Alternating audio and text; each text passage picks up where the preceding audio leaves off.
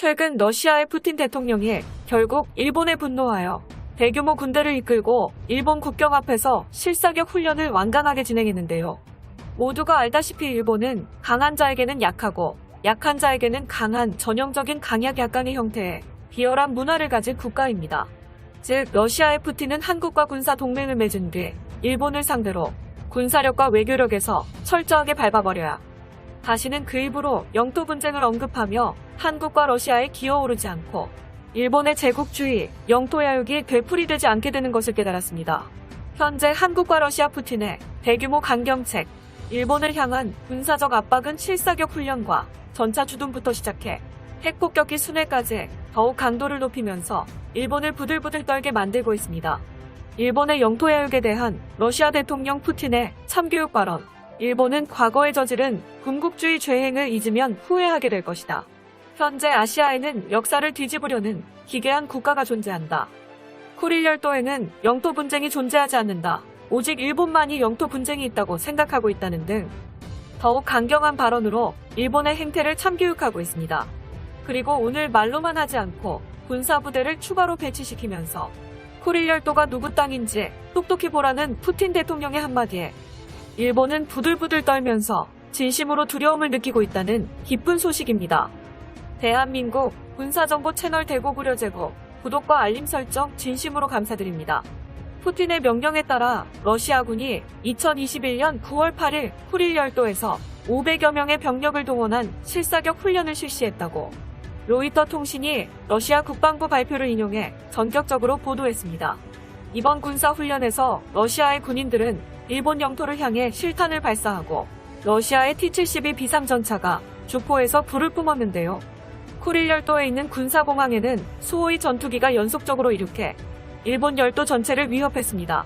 이처럼 쿠릴 열도는 러시아 캄차카 반도와 일본의 홋카이도 사이 태평양에 걸쳐 위치한 56개 화산섬 열도로 러시아 사할린주에 속해 있는데요. 2차 세계대전 후 전범국 따위인 일본과 영유권을 놓고 분쟁이 이어져 왔습니다. 분쟁의 원인 역시 한국 영토인 독도처럼 일본의 억지 주장에 의한 영토 분쟁입니다. 그간 일본은 쿠릴 열도 반환을 위해 러시아와 협의를 지속했으며 이 지역의 공동 개발을 모색해왔지만 그러나 당시 러시아를 한 수 아래로 착각한 비열한 일본은 역대급 최악의 판단을 내립니다. 당시 온건적이던 푸틴의 러시아가 제시한 2개의 섬 반환 합의점을 일방적으로 깨뜨렸으며 쿠릴 열도 전체를 일본에게 넘기라는 어이없는 요구를 러시아에게 내놓았는데요. 일본의 욕심 덕분에 모든 협의는 일방적인 파기 후 푸틴을 진심으로 분노하게 했습니다. 러시아는 당연히 일본의 제안을 거절했죠. 그로 인해 러시아와 일본의 관계는 최악이 되어 전쟁 분위기가 되었고 당시 일본 정부의 삽질로 인해 한국은 거대한 반사이익을 차지했습니다.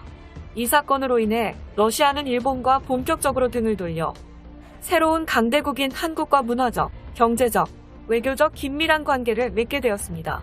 오래전부터 러시아의 푸틴이 한국과 동맹을 맺고 쿠릴 열도의 찝쩍거리는 일본을 박살내기 위한 군사동맹을 준비하고 있었습니다. 일본의 어이없는 영토 분쟁 논리를 타파할 공통된 목표를 가진 두 국가, 한국, 러시아의 관계는 더욱 진전되고 있습니다. 블라디미르 푸틴 러시아 대통령은 쿠릴 열도 영유권에 대한 강경한 입장을 취하며 일본을 두려움에 떨게 했으며 푸틴 대통령은 앞서 블라디보스톡에서 개최된 동방경제포럼 연설에서 일본을 제외한 채 한국을 우대하는 독자적인 경제 투자 프로그램을 발표해 일본 정부는 이에 대해 유감을 표시하기로 했군요. 여기서 더 나아가 러시아는 지난달부터 이 일대에서 탄도미사일 발사대와 군사시설을 확장하고 있다고 로이터는 전했습니다. 또한 이번에는 실탄 사격 훈련까지 진행해 영유권에 대한 입장을 더욱 확고히 하려는 움직임을 보였는데요. 과거 2차 세계대전 후 일본에 잃어버린 고유의 영토라며 러시아의 쿠릴 열도마저도 일본 땅이라고 우기는 일본 정부. 그런 일본을 보다 못한 러시아의 푸틴은 결국 최후의 통첩을 날렸었죠. 러시아는 개헌을 통해 이제 쿠릴 열도는 러시아 연방 영토임을 절대적, 영구적으로 법에 명시한다고 밝혔었습니다. 푸틴 정부의 선언에 이어서 러시아는 본격적인 행동에 들어갔었습니다. 몇 개월 전까지만 해도 일본이 후쿠시마 오염수를 버리려 하자 태평양 바다와 인접한 강대국 한국과 러시아의 푸틴이 일본을 제대로 참교육하기 위해 군사무기를 추가로 배치시켰죠. 대고 구려제국TV. 쿠릴 열도에 최초로 수호의 전투기와 T-72 B3 전차가 배치되기 시작한 것입니다. 모스크바급 순양함까지 들어오게 되었죠. 모든 것은 일본이 자초했습니다. 이처럼 영토 분쟁은 물론이고 일본의 후쿠시마 오염수 방류 때문에 한국과 러시아가 단단히 벼르고 있습니다. 과거 체르노빌이 터졌을 때 당시 일본은 현재 러시아인 소련을 가장 심하게 비난했죠. 체르노빌과 무려 8,000km 떨어진 일본에서 오만 진상을 다 부린 과거 전적이 있습니다. 일본 덕에 소련의 위상이 더 떨어졌다고 할 만큼 업보가 쌓인 상황. 러시아 대통령 푸틴에겐 일본을 제대로 교육할 기회가 찾아온 것이죠. 푸틴과 통합러시아당은 지지율을 상승시키기 위해 러시아의 주적인 일본을 이번 기회에 박살내려 준비하고 있습니다. 이렇게 국제사회에서 이해관계가 맞을 때는 한국과 함께 동맹을 맺는 것이죠. 한국을 따위라고 말하며 비웃는 일본은 제대로 참교육당해야 정신 차릴까 말까입니다. 이미 러시아는 한국과 동맹을 맺고 쿠릴 열도에 군사병력을 배치시킨 적이 있습니다. 쿠릴 열도의 군사기지 배치는 물론 러시아가 쿠릴 열도 방위 강화를 위해 러시아 육군의 주력 전차인 T-72 B3 전차를 배치하겠다고 밝혔습니다. 배치 장소에 대해서는 언급하지 않았으나 쿠릴 열도에 추가로 전개할 러시아군의 제17 포병사단은 이투르프 섬 푸나시르 섬을 거점으로 하고 있어 러시아군의 전차는 두 섬에 배치될 것으로 보입니다.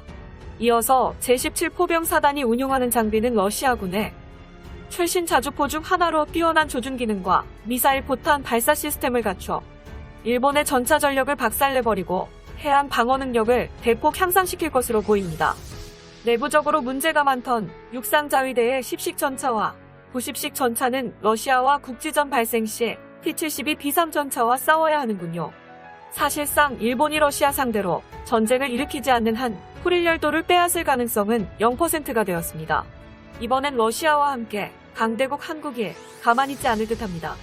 한국군은 KDX 배치3 광개토 이지스 구축함과 현무 44 SLBM 미사일을 추가로 공개했으며 현무 미사일의 보유량을 4,000발에서 5,000발로 늘려 동해의 미사일 발사대에 듬뿍 채워넣은 뒤 KDX 이지스 구축함을 4척 더 추가로 건조해 동해에 배치할 예정입니다.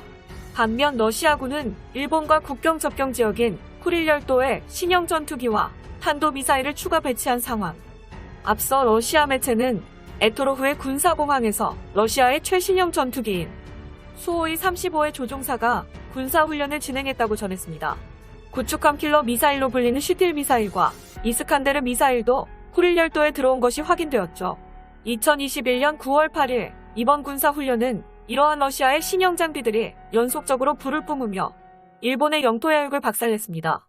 푸틴 정부 측에서도 이번 군사훈련이 매우 만족스럽다고 평했는데요. 배은망덕한 일본은 역시나 항의했지만 간단히 무시. 이처럼 한국 영토인 독도와 러시아 영토인 쿠릴 열도를 지키기 위하여 탈러 외교 관계는 더욱 돈독해졌습니다. 양국의 이해관계는 일본을 참교육시킨다는 신념하에 뭉쳤는데요.